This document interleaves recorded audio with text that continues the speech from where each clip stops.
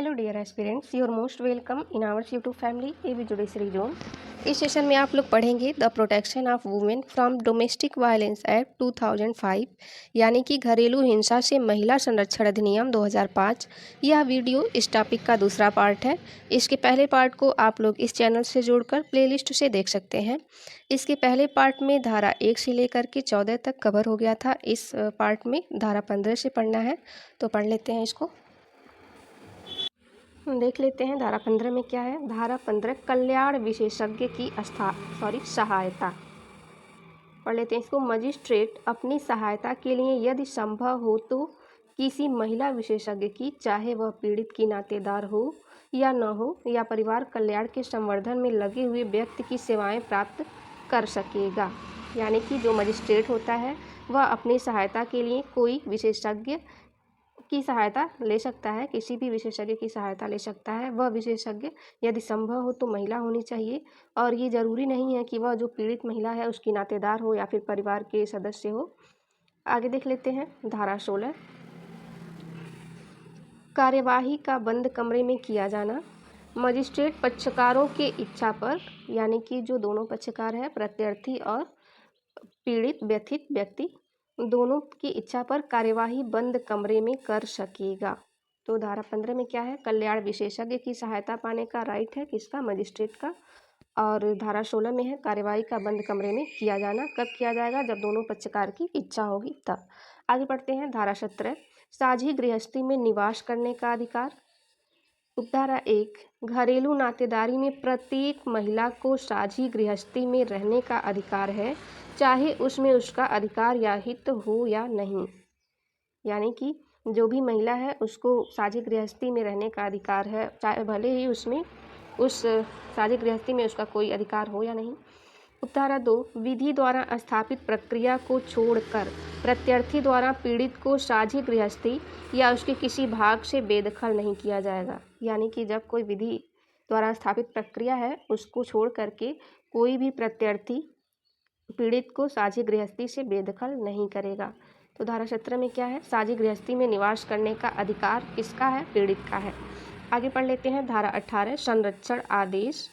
बहुत इंपॉर्टेंट है ये, एग्जाम में क्वेश्चन बना हुआ है कि कौन सी धारा में संरक्षण आदेश दिया गया है, की बात कही गई है। पढ़ लेते हैं। यदि मजिस्ट्रेट दोनों पक्षों की सुनवाई के बाद यह पाता है कि घरेलू हिंसा हुई है या होने वाली है तो पीड़ित के पक्ष में संरक्षण आदेश पारित कर सकेगा तथा प्रत्यर्थी को निम्न कार्य करने से रोक सकेगा। यानी कि संरक्षण आदेश कौन देगा, अथॉरिटी कौन है यहाँ पे, वो मजिस्ट्रेट है।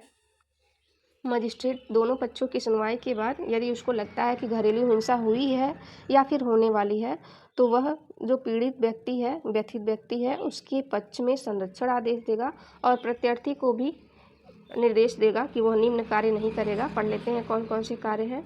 घरेलू हिंसा का कोई कार्य नहीं करेगा। बी में है ऐसा कार्यों में सहायता या फिर दुष्प्रेरण न करना। सी है पीड़ित के निवास स्थान बालक की दशा में, मतलब यहाँ की यदि पीड़ित बालक है तो उसकी दशा में उसके विद्यालय या जहाँ वे बार बार आते जाते हैं प्रवेश नहीं करेगा। तो एक बार इसको फिर से रिवीजन कर लेते हैं कि संरक्षण आदेश में क्या किन विषयों पर रोक लगा रहा है प्रत्यर्थी को मजिस्ट्रेट। पढ़ लेते हैं। घरेलू हिंसा का कोई कार्य नहीं करेगा, ऐसे कार्यों में सहायता या फिर दुष्प्रेरण नहीं करेगा, पीड़ित के निवास स्थान और बालक की दशा में उसके विद्यालय या जहाँ वे बार बार आते जाते हैं वहाँ प्रवेश नहीं करेगा। अब आगे पढ़ लेते हैं। डी में है पीड़ित व्यक्ति से वैयक्तिक, मौखिक, लिखित या अन्य मीडिया के साधनों से संपर्क न करना। यानी कि कोई भी प्रत्यर्थी पीड़ित व्यक्ति से या तो व्यक्तिगत रूप से या मौखिक या लिखित या अन्य किसी मीडिया के माध्यम से उससे संपर्क नहीं करेगा। ई में है किन्हीं संपत्तियों का अन्य संक्रमण न करना तथा संयुक्त खाते या बैंक लाकरों का प्रचालन न करना। यानी कि जो भी उसकी संपत्ति है उसका अंतरण नहीं करेगा, जॉइंट प्रॉपर्टी है तो, या फिर संयुक्त खाता है या फिर बैंक लॉकर है तो उसको नहीं यूज करेगा। आगे पढ़ लेते हैं। एफ में है पीड़ित के आश्रितों, घरेलू नातेदारों या किसी अन्य सहायता देने वाले के साथ हिंसा न करना। यानी कि किसी भी जो पीड़ित है उसके अगर कोई आश्रित है या घरेलू नातेदार है या कोई अन्य व्यक्ति है जो उसकी सहायता कर रहा है पीड़ित की, तो वह उसके साथ हिंसा नहीं करेगा। जी, कोई अन्य कार्य जो संरक्षण आदेश में हो न करना, यानी कि जो और कार्य भी होंगे जो संरक्षण आदेश में उसको न करने के लिए विहित किया गया होगा वो कार्य नहीं करेगा। तो आगे पढ़ लेते हैं। धारा 18 में क्या था? संरक्षण आदेश था। धारा 19 में है निवास आदेश। तो ये दोनों चीज़ आप लोग याद रखिएगा। धारा 18 में है संरक्षण आदेश, धारा 19 में है निवास आदेश। अब पढ़ लेते हैं इसको। जब मजिस्ट्रेट यह पाता है कि घरेलू हिंसा हुई है तो वह निवास आदेश पीड़ित के पक्ष में पारित कर सकेगा और प्रत्यार्थी को निम्न निर्देश देगा। यहाँ भी सेम ग्राउंड दिख रहा है, पढ़ लेते हैं इसको। प्रत्यार्थी पीड़ित को साझी गृहस्थी से बेकब्जा नहीं करना, अन्य अवरुद्ध न करना, चाहे प्रत्यार्थी को उस पर अधिकार हो या न हो। यानी कि ए में क्या दे रखा है कि जो प्रत्यार्थी है वह पीड़ित को जो साझी गृहस्थी है, साझी गृहस्थी का हम लोगों ने डेफिनेशन पढ़ा था धारा 2 में, तो साझी गृहस्थी है जो उससे बेकब्जा नहीं करेगा या फिर अन्य अवरुद्ध नहीं करेगा, चाहे उस पर प्रत्यार्थी का उस पर अधिकार हो या ना हो। आगे पढ़ लेते हैं बी। प्रत्यार्थी को साझी गृहस्थी से हटने का निर्देश, यानी कि क्या कर सकता है निवास आदेश में मजिस्ट्रेट कि जो प्रत्यार्थी है उसको साझी गृहस्थी से हटने का निर्देश भी दे सकता है। सी। पीड़ित व्यक्ति के निवास में न प्रवेश करने का निर्देश, यानी कि जहाँ पीड़ित व्यक्ति रहता है वहाँ पे उसको प्रवेश करने से वर्जित कर दिया जाएगा। डी में है किसी साझी गृहस्थी को अन्य संक्रामण न करने का निर्देश, यानी कि जो साझी गृहस्थी है साथ में रह रहे हैं उसको अन्य संक्रामण नहीं करेगा, उस गृहस्थी को, साझी गृहस्थी को। आगे पढ़ लेते हैं ई। मजिस्ट्रेट के आदेश के सिवाय साझी गृहस्थी से अपने अधिकार का त्यजन न करने का निर्देश, यानी कि जब तक मजिस्ट्रेट आदेश नहीं दे सकता वह खुद को साझी गृहस्थी से अलग नहीं कर सकता। एफ है पीड़ित को साझी गृहस्थी की तरह निवास सुविधा उपलब्ध कराना, किराए का संदाय करना। यहाँ पे ये भी निर्देश है कि जो पीड़ित है उस व्यक्ति को साझी गृहस्थी की तरह निवास सुविधा प्रदान करेगा या फिर यदि वो किराए पर रह रहे हैं तो किराए का संदाय करेगा। परंतु खंड बी महिला के विरुद्ध पारित नहीं किया जाएगा, यानी कि प्रत्यार्थी को साझी गृहस्थी से हटने का निर्देश जो यहाँ बी में दे रखा है वहाँ पे जो महिला है पीड़ित है उसको हटने का निर्देश नहीं दिया जाएगा, प्रत्यार्थी को दिया जाएगा। आगे पढ़ लेते हैं एक बार और इसको रिवीजन कर लेते हैं ताकि याद हो जाए। यदि मजिस्ट्रेट को यह लगता है कि घरेलू हिंसा हुई है या फिर निवास हुई है तो वह निवास आदेश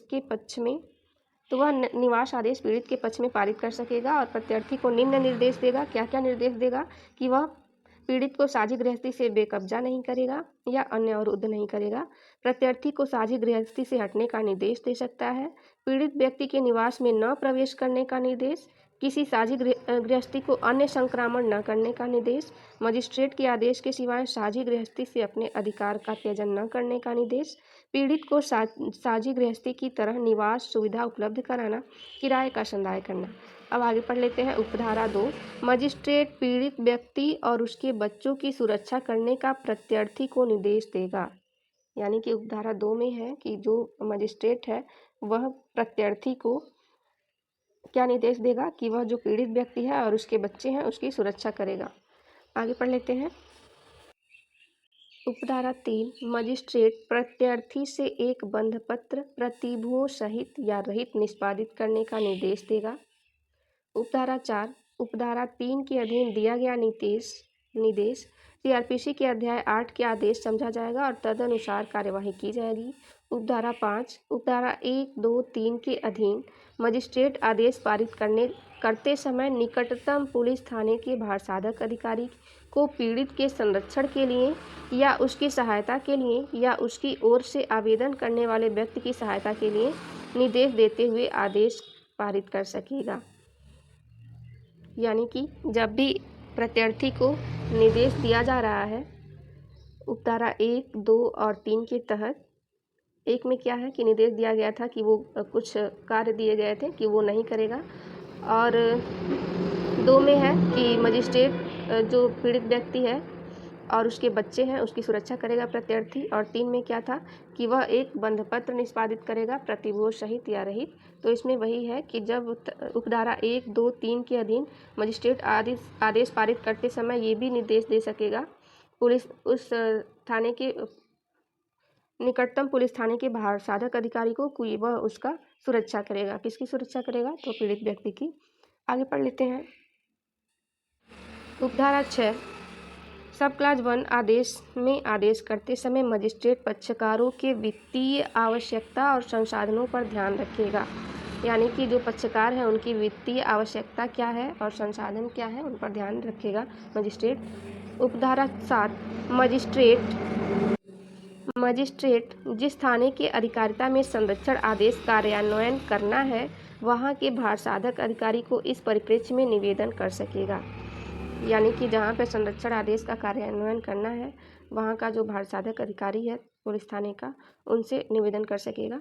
उपधारा 8 मजिस्ट्रेट प्रत्यर्थी को पीड़ित के स्त्री धन या किसी अन्य संपत्ति के जिस पर उसका अधिकार है कब्जा देने का निर्देश देगा। यानी कि मजिस्ट्रेट प्रत्यर्थी को जो पीड़ित व्यक्ति है उसका कोई स्त्री धन है या कोई अन्य संपत्ति है तो उसका अधिकार जिस पर उसका अधिकार है तो तुरंत कब्जा देने का आदेश देगा। आगे पढ़ लेते हैं धारा 20 धनीय अनुतोष। धारा 18 में था संरक्षण आदेश, धारा 19 में था निवास आदेश, धारा 20 में है धनीय अनुतोष। पढ़ लेते हैं इसको। मैंने इसको बहुत शार्ट में लिखा है। धारा 12(1) के अधीन आवेदन का निपटारा करते समय मजिस्ट्रेट प्रत्यर्थी को पीड़ित और उसके बच्चों के खर्चे के लिए धनीय अनुतोष देने का निर्देश देगा। धनीय अनुतोष क्या होता है ये हम लोगों ने पहले पार्ट वाली वीडियो में धारा 2K में पढ़ा था। धनीय अनुतोष की परिभाषा पढ़ लेते हैं।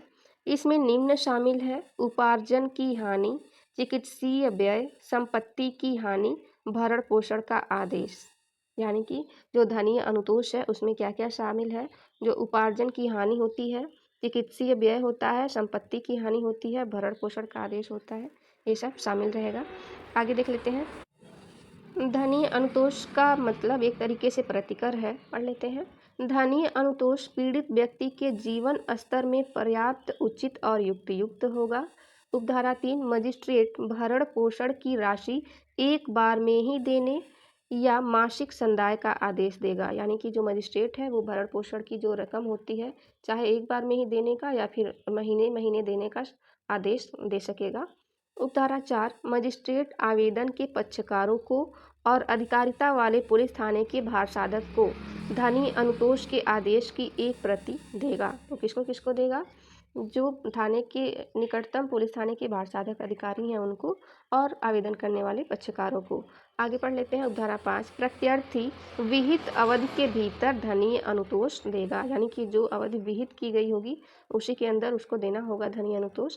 उपधारा 6 यदि प्रत्यर्थी धनीय अनुतोष देने में असफल है तो मजिस्ट्रेट प्रत्यर्थी के नियोजक या ऋणी को पीड़ित व्यक्ति को संदाय करने का या मजदूरी या वेतन का एक भाग कोर्ट में जमा करने का आदेश देगा। यानी कि यदि प्रत्यर्थी नहीं देता है धनीय अनुतोष तो जहाँ पे वह काम करता है उसका नियोजक यानी कि जो मालिक है उसको या फिर कोई उसका ऋणी है जिसको उसको पैसा देना है उसको कह सकेगा कि आप उसकी वेतन का या मजदूरी का जो नियोजक है उनसे एक भाग कोर्ट में जमा करें और ऋणी को भी कह सकता है कि उसकी जो राशि थी वो न्यायालय में जमा करे। आगे पढ़ लेते हैं। धारा 21 अभिरक्षा आदेश। पढ़ लेते हैं इसको। धारा 20 में था धनीय अनुतोष, धारा 21 में है अभिरक्षा आदेश। पढ़ लेते हैं। मजिस्ट्रेट, यहाँ पे एक चीज़ आप लोग देख सकते हैं कि सब ये जितने भी कार्य हो रहा है किसके द्वारा हो रहा है? मजिस्ट्रेट के द्वारा हो रहा है। तो ऑप्शन में आएगा, तो आप लोग गलत नहीं करिएगा। पढ़ लेते हैं। इस अधिनियम के अधीन संरक्षण आदेश या किसी अन्य अनुतोष के लिए आवेदन की सुनवाई के किसी भी प्रक्रम पर पीड़ित व्यक्ति को या उसकी ओर से आवेदन करने वाले पीड़ित व्यक्ति को या उसकी ओर से आवेदन करने वाले व्यक्ति को किसी संतान की अस्थायी अभिरक्षा दे सकेगा। यानी कि जो मजिस्ट्रेट होता है वह संरक्षण आदेश या किसी अन्य अनुतोष के अधीन जब आवेदन किया जाता है तो उसके सुनवाई के किसी भी प्रक्रम पर पीड़ित को या फिर उसकी ओर से जो आवेदन करने वाला व्यक्ति है, यदि कोई संतान है उसकी, तो उसकी अभिरक्षा के लिए, अस्थायी अभिरक्षा के लिए उसको दे सकेगा। यदि आवश्यक हो तो प्रत्यार्थी का संतानों से मुलाकात करवा सकता है, यानी कि यदि आवश्यकता हो तो जो प्रत्यार्थी है उसकी संतान से मुलाकात करवा सकता है। परंतु यदि मजिस्ट्रेट की राय है कि ऐसी मुलाकात संतानों के लिए हानिकर है तो मुलाकात नहीं करवाएगा, यानी कि उसको लगता है कि ऐसी हानि पहुंचा सकता है प्रत्यार्थी संतान को, तो वह उससे मुलाकात नहीं करवाएगा। आगे देख लेते हैं। धारा 22 प्रतिकर आदेश पढ़ लेते हैं। इस अधिनियम के अधीन दी गई अनुतोष के अतिरिक्त मजिस्ट्रेट पीड़ित द्वारा आवेदन करने पर प्रतिकर देने का आदेश प्रत्यार्थी को दे सकेगा, यानी कि जो भी अनुतोष दिया जा रहा है उसके साथ ही जो मजिस्ट्रेट है वह यदि पीड़ित पक्षकार आवेदन करता है तो प्रतिकर आदेश देने का निर्देश देगा। प्रतिकर कौन देगा? यहाँ पे प्रत्यार्थी देगा। किसको देगा? पीड़ित व्यक्ति को देगा। पढ़ लेते हैं आगे। धारा 23 अंतरिम और एकपक्षीय आदेश देने की शक्ति। मजिस्ट्रेट, यहाँ पे देखिए आप लोग, हमेशा मजिस्ट्रेट की ही बात हुई है तो अथॉरिटी मजिस्ट्रेट ही है। पढ़ लेते हैं। किसी कार्यवाही में अंतरिम आदेश पारित कर सकेगा यदि पीड़ित के आवेदन पर मजिस्ट्रेट को यह लगता है कि प्रत्यार्थी घरेलू हिंसा किया है या कर रहा है या करने वाला है, तो वह पीड़ित व्यक्ति के शपथ पत्र के आधार पर धारा 18, 19, 20, 21, 22 के अधीन प्रत्यार्थी के विरुद्ध एक पक्षीय आदेश दे सकेगा। यानी कि धारा 23 में क्या है? अंतरिम और एक पक्षीय आदेश देने की शक्ति किसकी शक्ति है? ये मजिस्ट्रेट की शक्ति है। यदि पीड़ित व्यक्ति आवेदन करता है और मजिस्ट्रेट को लगता है कि प्रत्यार्थी ने घरेलू हिंसा किया है या कर रहा है या फिर करने वाला है, तो वह पीड़ित व्यक्ति के शपथ पत्र के आधार पर धारा 18, 19, 20, 21, 22 के अधीन एक पक्षीय आदेश पारित कर सकेगा। आगे पढ़ लेते हैं। धारा 24 न्यायालय द्वारा आदेश की प्रतियों का निःशुल्क दिया जाना। मजिस्ट्रेट अपने आदेश की एक प्रति निःशुल्क आवेदन के पक्षकारों को, अधिकारिता वाले पुलिस थाने के भारसाधक अधिकारी को, सेवा प्रदाता को, और यदि किसी सेवा प्रदाता ने किसी घरेलू घटना रिपोर्ट को रजिस्ट्रीकृत किया है तो उस सेवा प्रदाता को दी जाएगी। यानी कि जो उसकी रिपोर्ट की कॉपी है वह किसको किसको दी जाएगी? तो पक्षकारों को दी जाएगी और उस क्षेत्र की अधिकारिता रखने वाले पुलिस थाने के भारसाधक अधिकारी को या फिर सेवा प्रदाता को, और यदि वह जो सेवा प्रदाता है घरेलू घटना की रिपोर्ट को रजिस्ट्रीकृत किया है तो उसको दिया जाएगा। आगे पढ़ लेते हैं। धारा 25 आदेशों की अवधि और उसमें परिवर्तन। उपधारा 1 धारा 18 के अधीन दिया गया संरक्षण आदेश जब तक पीड़ित द्वारा उसे समाप्त करने का आवेदन नहीं दे दिया जाता तब तक लागू रहेगा। Very important. कब तक आदेश लागू रहेगा? जो संरक्षण आदेश दिया जा रहा है धारा 18 के अधीन, तो तब तक रहेगा जब तक जो पीड़ित व्यक्ति है उसको समाप्त करने का आवेदन नहीं देता है। एक बार रिवीजन कर लेते हैं इसको, धारा को। धारा 22 प्रतिकर आदेश, धारा 23 अंतरिम और एक पक्षीय आदेश देने की शक्ति, धारा 24 न्यायालय द्वारा आदेश की प्रतियों का निःशुल्क देना, धारा 25 आदेशों की अवधि और उसमें परिवर्तन। आगे पढ़ लेते हैं। उपधारा 2 यदि मजिस्ट्रेट का पक्षकारों के आवेदन पर यह समाधान हो जाता है कि किसी आदेश में परिस्थितियों का परिवर्तन हो गया है तो वह उसमें लिखित कारणों से परिवर्तन, उपांतरण या प्रतिसंहरण कर सकता है। यानी कि यदि मजिस्ट्रेट, धारा 25 का उपधारा 2 है ये, यदि मजिस्ट्रेट को पक्षकारों के आवेदन पर यह समाधान हो जाता है कि जो आदेश दिया गया था उसकी परिस्थितियों में परिवर्तन हो गया है तो वह उसको उसमें लिखित कारणों से परिवर्तन, उपांतरण या प्रतिसंहरण करने का आदेश दे सकता है। अब पढ़ लेते हैं धारा 26 अन्य वादों और विधिक कार्यवाहियों में अनुतोष। देख लेते हैं क्या है इसमें। उपधारा 1 धारा 18 संरक्षण आदेश, धारा 19 निवास आदेश, धारा 20 में धनी अनुतोष था, 21, 22 के अधीन का कोई अनुतोष किसी सिविल कोर्ट, कुटुंब कोर्ट या किसी दंड कोर्ट या किसी अन्य विधिक कार्यवाही में भी मांगा जा सकता है, चाहे ऐसी कार्यवाही अधिनियम के प्रारंभ के पूर्व या पश्चात शुरू की गई हो। यानी कि जो भी अनुतोष चाहा गया है धारा 18, 19, 20, 21, 22 के तहत, वह किसी सिविल कोर्ट यानी दीवानी न्यायालय या कुटुंब कोर्ट या किसी दंड कोर्ट में या किसी अन्य विधिक कार्यवाही में मांगा जा सकता है, चाहे ऐसी कार्यवाही अधिनियम के प्रारंभ के पहले यानी यह अधिनियम के शुरुआत के पहले की गई हो या फिर पश्चात शुरू की गई हो। आगे पढ़ लेते हैं उपधारा 2। उपधारा 1 में दिया गया कोई अनुतोष किसी अन्य आदेश के अतिरिक्त और यदि पीड़ित चाहता है तो सिविल या दंड कोर्ट के कार्यवाही के साथ मांग सकता है। उपधारा 3, यदि इस अधिनियम के अतिरिक्त किसी अन्य कार्यवाही में पीड़ित कोई अनुतोष पाया है तो वह मजिस्ट्रेट को सूचित करने के लिए बाध्य है, यानी कि कोई और अन्य अधिनियम के अधीन पीड़ित कोई अनुतोष पा गया है तो वह उसको मजिस्ट्रेट को बताएगा। अब पढ़ लेते हैं धारा 27। धारा 27 में है अधिकारिता। पढ़ लेते हैं किसकी किसकी अधिकारिता है, वेरी वेरी इंपॉर्टेंट, यहाँ से अक्सर क्वेश्चन बनता है। किसकी अधिकारिता है? प्रथम वर्ग का न्यायिक मजिस्ट्रेट या महानगर मजिस्ट्रेट का कोर्ट के पास होगी अधिकारिता, जिसके अधिकारिता में दोनों पक्षकार निवास करते हैं या कारोबार करते हैं या नियोजन करते हैं या जहां वाद हेतु पैदा होता है। इस अधिनियम के अधीन किया गया कोई भी आदेश संपूर्ण भारत में लागू होगा। तो यहाँ पे अधिकारिता किसको है? तो जो दोनों पक्षकार के अधिकारिता रखने वाले प्रथम वर्ग का न्यायिक मजिस्ट्रेट को अधिकारिता है और महानगर मजिस्ट्रेट का अधिकारिता है। यहाँ पे पढ़ लेते हैं आगे धारा 28 प्रक्रिया। उपधारा 1, धारा 12, 18, 19, 20, 21, 22, 23, 34 के अधीन अपराध CRPC यानी दंड प्रक्रिया संहिता के उपबंधों द्वारा शासित होंगे, यानी कि जो CRPC के उपबंध है उनके द्वारा शासित होंगे।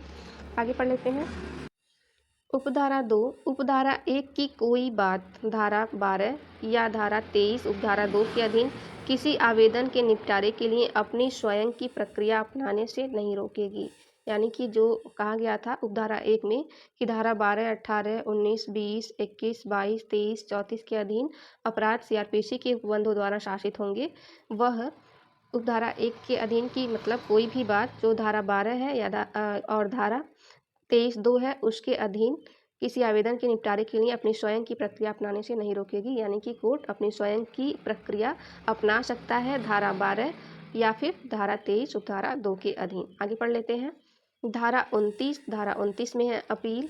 धारा 27 में था अधिकारिता। किसकी अधिकारिता थी? तो प्रथम वर्ग न्यायिक मजिस्ट्रेट या फिर महानगर मजिस्ट्रेट का। धारा 28 में थी प्रक्रिया। धारा 29 में है अपील। पढ़ लेते हैं पीड़ित या प्रत्यर्थी पर जो भी पश्चातवर्ती हो तामील की तिथि से यानी नोटिस की तामील की तिथि से 30 दिन के अंदर सेशन कोर्ट में कोई अपील हो सकेगी। वेरी वेरी इंपॉर्टेंट, ये दो डेट की 30 दिन के अंदर होगी और ये कि सेशन कोर्ट में होगी अपील। ठीक, आगे बढ़ते हैं अध्याय 5 प्रकीर्ण। पढ़ लेते हैं इसमें कौन कौन सी धाराएं हैं। मैंने इसको एक ही पास में लिख दिया है, पढ़ लेते हैं एक एक करके इसको। धारा 30 संरक्षण अधिकारी और सेवा प्रदाताओं का लोक सेवक होना। धारा 31 प्रत्यर्थी द्वारा संरक्षण आदेश के भंग के लिए दंड। धारा 32 संज्ञान और सबूत। धारा 33 संरक्षण अधिनियम द्वारा कार्य न करने के लिए दंड। धारा 34 संरक्षण अधिनियम द्वारा किए गए अपराध का संज्ञान। धारा 35 सद्भावनापूर्वक की गई कार्यवाही के लिए संरक्षण।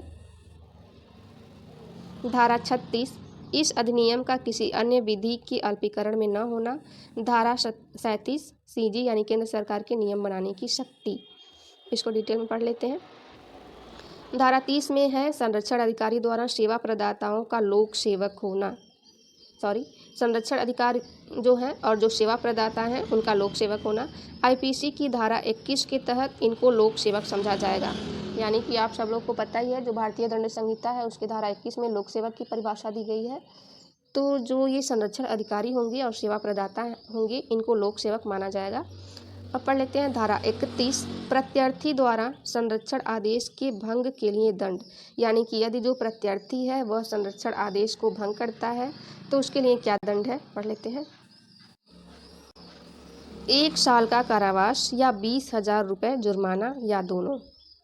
यानी कि यदि कोई प्रत्यर्थी संरक्षण आदेश जो कि धारा 18 में दिया गया था को भंग करता है तो उसको 1 साल की कारावास हो सकती है या फिर 20,000 रुपये का जुर्माना लग सकता है या फिर दोनों दिया जा सकता है। उपधारा 2, दंड का आदेश वही मजिस्ट्रेट देगा जिसके आदेश को भंग किया है, यानी कि जिस मजिस्ट्रेट के आदेश को भंग किया गया है वही दंड का आदेश देगा। उपधारा 3, उपधारा 1 के अधीन आरोप विरचित करते समय कोर्ट भारतीय दंड संहिता की धारा 498A और CRPC के किसी अन्य उपबंध या फिर डोअरी प्रोहिबिशन एक्ट यानी दहेज प्रतिषेध अधिनियम के अधीन आरोपों को भी विरचित कर सकेगा। यानी कि जो आरोप विरचित कर रहा है मजिस्ट्रेट उपधारा 1 के अधीन, वह IPC की धारा 498A, CRPC में कोई अन्य उपबंध किया गया है या फिर दहेज प्रतिषेध अधिनियम में कोई आरोप है तो उसको विरचित कर सकेगा। आगे पढ़ लेते हैं, एक बार और देख लेते हैं इसके लिए दंड क्या है। संरक्षण आदेश के भंग करने के लिए तो 1 साल का कारावास और 20,000 रुपये या फिर 20,000 रुपये जुर्माना या फिर दोनों। आगे पढ़ लेते हैं संज्ञान और सबूत। धारा 32 में है संज्ञान और सबूत, पढ़ लेते हैं इसको। धारा 31A के अधीन अपराध संज्ञेय व अजमानतीय होगा। वेरी इंपॉर्टेंट, हमेशा क्वेश्चन बनता है कि जो ये अपराध है धारा 31A के तहत किया जा रहा है प्रत्यर्थी द्वारा, यानी कि संरक्षण आदेश का भंग किया जा रहा है, वह अपराध कैसा होगा? संज्ञेय होगा और अजमानतीय होगा। उपधारा 2, पीड़ित की एक परिसाक्ष्य पर कोर्ट मान लेगा कि अपराध हुआ है, यानी कि जो भी पीड़ित कोई एक परिसाक्ष्य देता है तो कोर्ट तुरंत उसको मान लेगा कि अपराध हुआ है। तो कैसा होगा इसका? संज्ञान, संज्ञेय एवं वह अजमानतीय होगा। और जो सबूत है, यदि कोई एक सबूत दे देता है पीड़ित तो कोर्ट मान लेगा कि अपराध हुआ है। धारा 33, संरक्षण अधिकारी द्वारा कार्य न करने के लिए दंड। यहाँ पे 31 में है प्रत्यर्थी द्वारा संरक्षण आदेश का पालन नहीं करने के लिए दंड, यहाँ पे है संरक्षण अधिकारी द्वारा कार्य न करने के लिए दंड। यानी कि यदि कोई संरक्षण अधिकारी अपना कार्य नहीं करता है तो उसके लिए भी सेम दंड का प्रावधान किया गया है, 1 साल का कारावास या 20,000 रुपये तक का जुर्माना या दो। आगे पढ़ लेते हैं संरक्षण अधिकारी द्वारा किए गए अपराध का संज्ञान। कौन लेगा संज्ञान जब संरक्षण अधिकारी अपराध करेगा? पढ़ लेते हैं SG यानी कि राज्य सरकार या कोई प्राधिकृत अधिकारी की अनुमति से ही परिवाद फाइल किया जाएगा। यानी कि जो भी संरक्षण अधिकारी है उनके विरुद्ध कोई परिवाद राज्य सरकार या कोई अन्य प्राधिकृत अधिकारी हैं ऐसे तो उनकी अनुमति से ही किया जाएगा। आगे पढ़ लेते हैं धारा 35। धारा 35 में है सद्भावनापूर्वक की गई कार्यवाहियों के लिए संरक्षण अधिकारी सद्भाव द्वारा किए गए कार्यों के विरुद्ध कोई वाद अभियोजन या विधिक कार्यवाही नहीं कर, यानी कि यदि संरक्षण अधिकारी कोई भी कार्य सद्भावनापूर्वक कर रहा है तो उसको वाद अभियोजन या विधिक कार्यवाही से छूट मिल जाएगी। आगे पढ़ लेते हैं धारा 36। इस अधिनियम का किसी अन्य विधि के अल्पीकरण में न होना। इस अधिनियम के उपबंध अन्य विधि के उपबंधों के अतिरिक्त होंगे, न कि उनका अल्पीकरण करेंगे। यानी कि कोई और अन्य अधिनियम है तो उसके अतिरिक्त होंगे और उस अधिनियम का अल्पीकरण नहीं करेंगे। धारा 37 में है केंद्र सरकार की नियम बनाने की शक्ति। इसको डिटेल में पढ़ेंगे आगे। एक बार और इसको रिवीजन करते हैं, थोड़ा सा एक ही जगह ज़्यादा हो गया है तो याद करने में भूल जाएगा बार बार। एक बार और रिवीजन कर लेते हैं। धारा 30, संरक्षण अधिकारी और सेवा प्रदाताओं का लोक सेवक होना। यानी कि धारा 30 में है लोक सेवक होना किसका? संरक्षण अधिकारी और सेवा प्रदाता का। 31 में है यदि प्रत्यर्थी द्वारा संरक्षण आदेश का भंग नहीं किया गया है तो उसके लिए दंड। धारा 32 संज्ञान और सबूत। धारा 33 संरक्षण अधिकारी द्वारा कार्य न करने के लिए दंड। 33 में है संरक्षण अधिकारी द्वारा कार्य न करने के लिए दंड। 34 में है संरक्षण अधिकारी द्वारा किए गए अपराध का संज्ञान। 35 में है सद्भावनापूर्वक की गई कार्यवाहियों के लिए संरक्षण। 36 में है इस एक्ट का किसी अन्य विधि के अल्पीकरण में न होना। 37 में है केंद्र सरकार की नियम बनाने की शक्ति। अब पढ़ लेते हैं धारा 37। आई होप आप लोगों को अच्छे से समझ आ रहा होगा। आप लोग बार बार रिवीजन करेंगे तो फिर अच्छे से याद हो जाएगा। धारा 37 केंद्र सरकार की नियम बनाने की शक्ति। पढ़ लेते हैं। केंद्र सरकार अथॉरिटी जरूर याद रखिएगा, किसकी अथॉरिटी है? केंद्र सरकार की है यहाँ पे। और ऑप्शन में पूछ लेता है केंद्र सरकार, राज्य सरकार और अन्य प्राधिकारी या फिर इनमें से कोई नहीं, ऐसे करके ऑप्शन बनाता है। तो आप लोग याद रखिएगा कि केंद्र सरकार की अथॉरिटी है यहाँ पे इस एक्ट में। पढ़ लेते हैं। केंद्र सरकार अधिसूचना द्वारा इस अधिनियम को कार्यान्वित करने के लिए नियम बना सकेगी। निम्न किसी या फिर सभी विषयों के लिए नियम होगा। पढ़ लेते हैं कौन कौन सा है। धारा 8(2) के अधीन संरक्षण अधिकारी के अर्हताएं और अनुभव।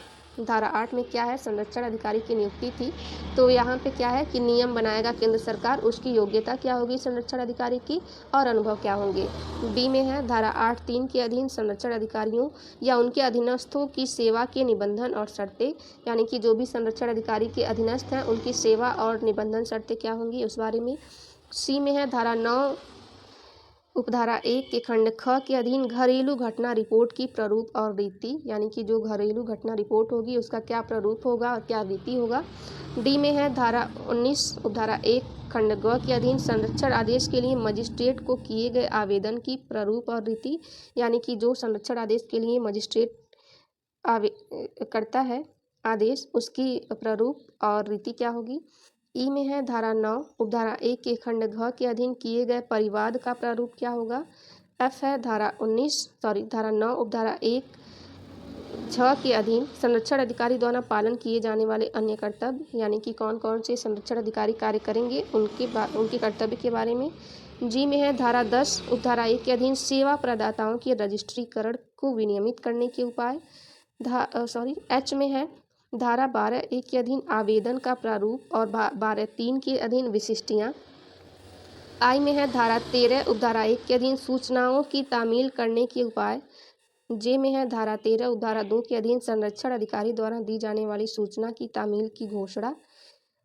के में है धारा 14 उपधारा 1 के अधीन सेवा प्रदाता के सदस्यों के परामर्श देने के लिए अर्हताएं और अनुभव, यानी कि यहाँ पे जितने भी कार्य दे रखे हैं उनमें से कोई या फिर सभी विषयों के लिए केंद्र सरकार नियम बना सकती है। अभी आगे थोड़ा और है, देख लेते हैं।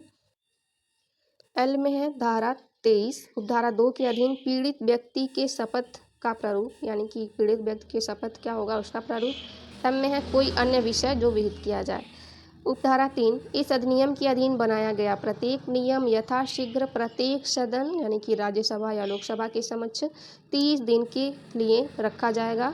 यह अवधि अनुक्रमिक 2 सत्रों में पूरी की जा सकती है और यदि प्रत्येक सदन इसमें परिवर्तन करने के लिए सहमत होते हैं तो यह परिवर्तित रूप में प्रभावी होगा। यदि सहमत होते हैं कि ऐसा नियम नहीं बनाया जाए तो निष्प्रभावी हो जाएगा, परंतु ऐसे परिवर्तन या निष्प्रभाव का प्रभाव वहाँ नहीं पड़ेगा जहाँ इसके पहले कोई कार्यवाही की गई है। तो आई होप आप लोग को अच्छे से समझ आया होगा। बार बार रिवीजन करते रहिए और याद करते रहिए। आगे देखते हैं हम लोग राजस्थान रेंट कंट्रोल एक्ट को, क्योंकि कमेंट आ रहा था कि इस पर वीडियो बनाई जाए, तो कोशिश करते हैं। Thank you for watching.